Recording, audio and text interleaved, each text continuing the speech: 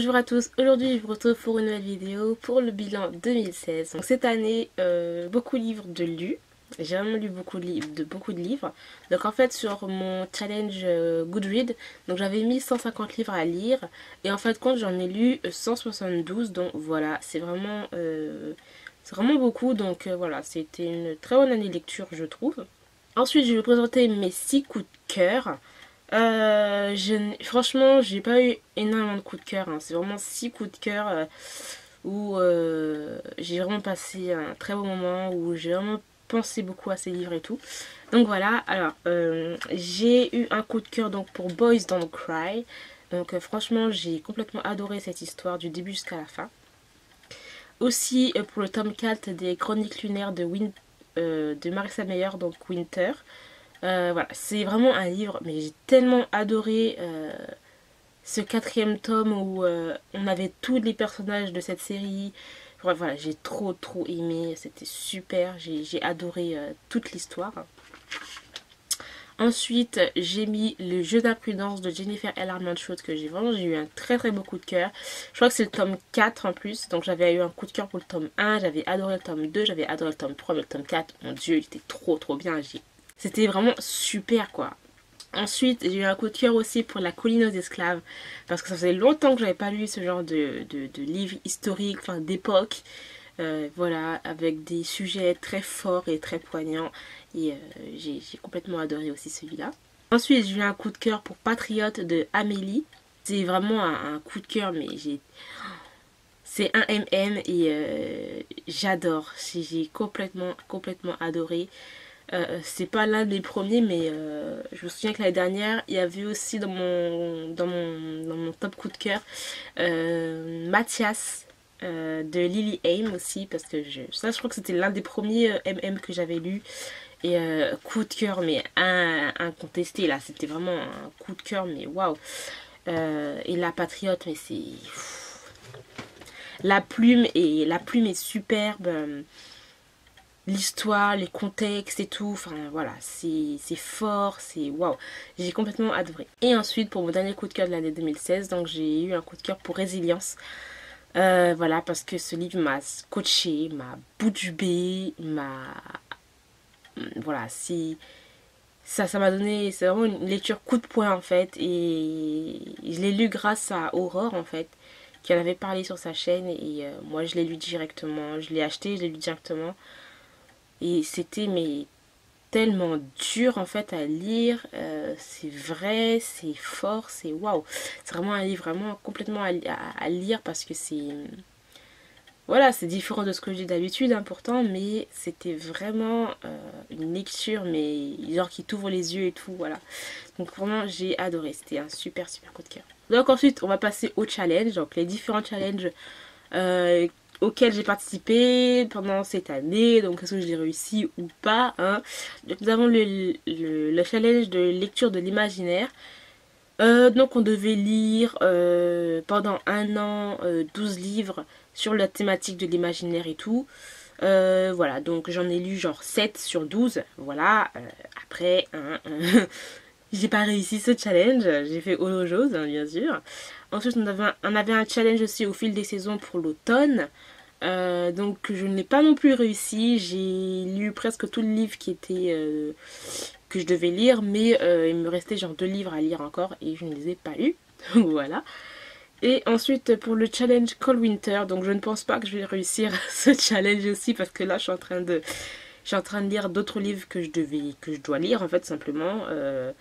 Donc je pense pas que je vais les réussir, hein, mais dans tous les cas, dans la palle du Cold Winter, j'ai lu genre un livre. Voilà, donc c'est pour vous dire. Ensuite, les couvertures, les 2 couvertures que j'ai trouvées magnifiques cette année. Donc je vais vous les montrer. Donc il y a eu Heartless de Marissa Meyer. Donc c'est son dernier livre qui est sorti. Je le trouve magnifique. Il est en version aussi noire. Le fond est noir et là c'est blanc ou rouge, je sais plus. Mais moi je le trouve beaucoup plus beau en blanc. Voilà, donc je trouve que cette couverture est juste magnifique. Voilà, j'ai vraiment eu un très beau coup de cœur pour cette couverture là. Et ensuite j'ai un très beau coup de cœur aussi pour la couverture de Alice en fait.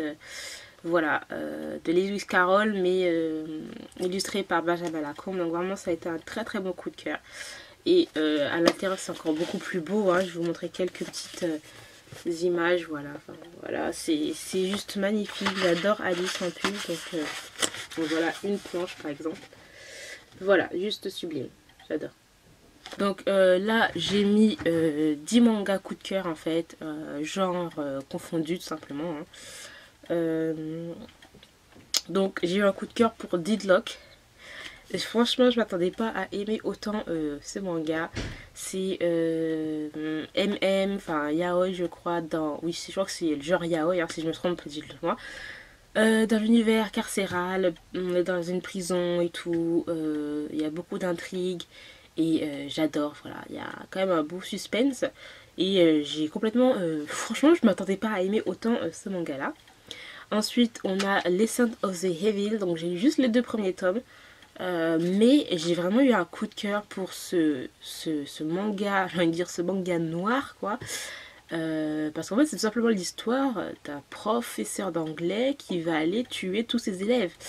Voilà, qui fait toute une machination là pour tuer ses élèves et tout. Et voilà, j'ai lu juste les 2 premiers tomes, mais je sens que ça va être vraiment un très très beau carnage.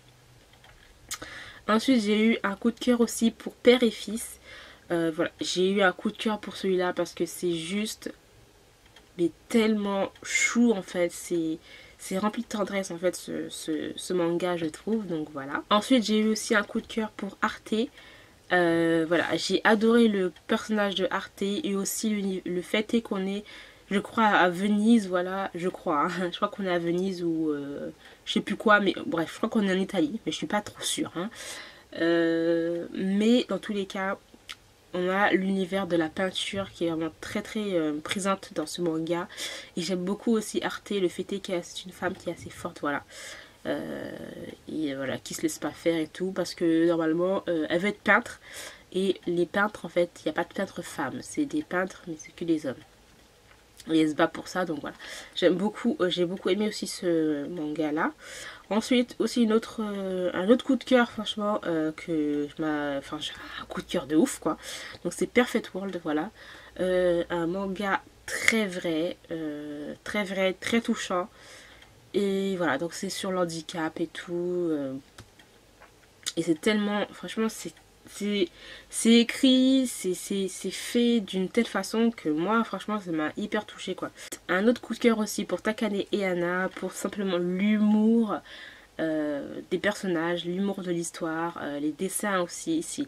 Dès que j'ouvre un de ces mangas, je rigole, mais à voix déployée, voilà. C'est un très très bon manga où voilà, on passe un trop bon moment. Aussi un coup de cœur magistral pour Let's Get Married, parce que je m'attendais pas à aimer ce josei autant en fait. Parce que déjà le dessin en fait ne m'attirait pas. J'aimais pas trop le genre de voilà, le genre de menton un peu, vous savez le genre de dessin où le manteau est assez long et tout. Non, ça j'ai dit oh, mon dieu, non, je vais pas le faire. Et j'ai quand même essayé, mais ça a été un coup de cœur. J'aime tellement ce josei. Il est trop bien. J'ai eu un coup de cœur pour Daytime Shooting Star, bien sûr. Daytime Shooting Star qui est un très bon manga, franchement. C'est pas non plus un truc de ouf, mais quand je lis ce manga, ça me fait penser quand je commençais à lire les mangas où j'étais vraiment trop à fond dedans. J'ai trop envie de savoir la suite, etc. Voilà. Donc à chaque fois, dès qu'une sortie sort, je l'achète direct et je me le lis voilà, dans les quelques jours qui suivent en fait. Ensuite j'ai eu un coup de cœur aussi pour Wolf Girl and Black Prince parce que j'adore le personnage de Sata. Je sais pas, des fois, quelquefois il me fait penser un petit peu à moi. Je suis pas sadique, hein, mais quelquefois, par rapport à exprimer ses sentiments, je crois que c'est ça. J'adore trop son personnage, donc j'ai adoré ce manga aussi. Ensuite, pour le dernier manga que j'ai eu un coup de cœur, mais aussi magistral, donc c'est Sans aller à l'école, je suis devenue mangaka. Ce manga m'a tellement touchée en fait.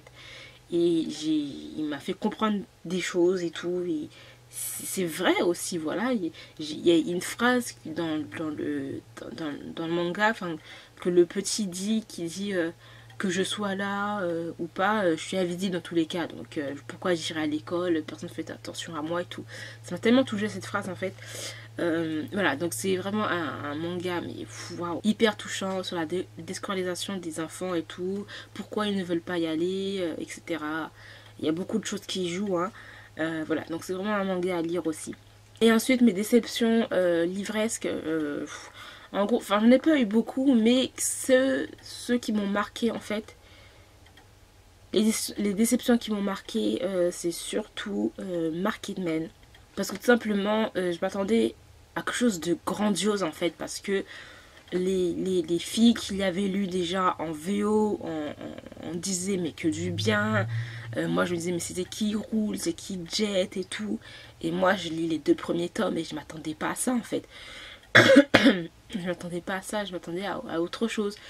Et peut-être que c'est moi aussi qui avais des préjugés par rapport à ça. Tout de suite c'est des tatoueurs, tout de suite c'est des gros durs ou je sais pas quoi. Je m'attendais à autre chose en fait. Et quand je l'ai lu, mais j'ai trouvé ça tellement plat. Je sais pas si vous avez si quelqu'un a le même ressenti que moi, mais j'étais pas à fond dedans. Enfin, je sais pas, j'ai trouvé ça, mais bof. J'ai lu d'autres new adultes qui sont mais beaucoup plus bons, beaucoup plus intenses que ça, quoi. Et intense, là je suis en train de lire Les Anges là, et mon dieu, là ça c'est un truc là, mais waouh. Donc je vous en dirai un peu plus plus tard, mais bref. Voilà, et aussi j'ai une déception aussi pour Rock Addiction de Nalini Singh, qui pourtant est ma chouchou comme auteur, parce que voilà, par rapport à Psy Changeling, par rapport à Chasseuse de Vampires, et il y a d'autres, non, je sais plus, bref, avant que je dise n'importe quoi, excusez-moi.